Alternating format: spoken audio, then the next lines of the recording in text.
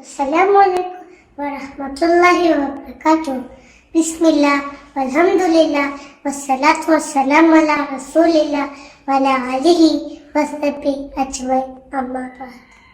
Rabbi ishrah li sadri wa yassir li amri wahlul 'uqdatam min lisani yafqahu qawli. ആദരണീയരായ അധ്യാപകരെ, കൂട്ടുകാരെ, നമുക്കൊരു കഥയിൽ നിന്ന് തുടങ്ങാം.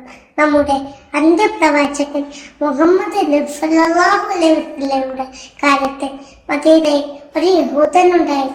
അവൻ പലപ്പോഴും മുഹമ്മദ് നബി സല്ലല്ലാഹു അലൈഹി വസല്ലമയോട് മോശമായി പെരുമാറി.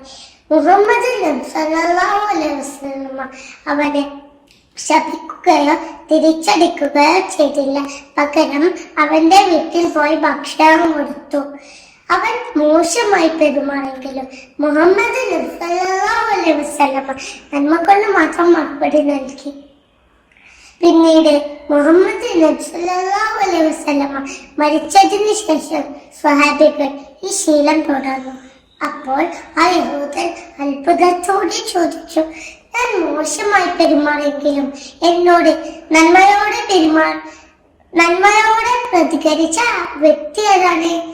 അത് മുഹമ്മദ് നബി സല്ലല്ലാഹു അലൈഹി വസല്ലം ആയിരുന്നു എന്ന് സ്വഹാബികൾ മറുപടി നൽകി. ആ സമയം ആ യഹൂദൻ കരഞ്ഞു. പിന്നീട് അവൻ ഇസ്ലാം സ്വീകരിക്കുകയും ചെയ്തു.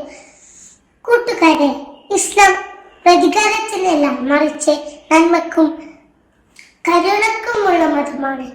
മോശം സ്വഭാവം കാണിച്ചവരോട് പോലും നന്മ ചെയ്യണം എന്നാണ് മുഹമ്മദ് നബി സല്ലല്ലാഹു അലൈഹി വസല്ലമ നമ്മെ പഠിപ്പിച്ചിട്ടുള്ളത്. ആ വഴിയിലൂടെ നമ്മെ എല്ലാവരെയും സ്വർഗത്തിൽ ഒരുമിച്ച് കൂട്ടട്ടെ. ആമീൻ യാ റബ്ബൽ ആലമീൻ. അസ്സലാമു അലൈക്കും വറഹ്മത്തുള്ളാഹി.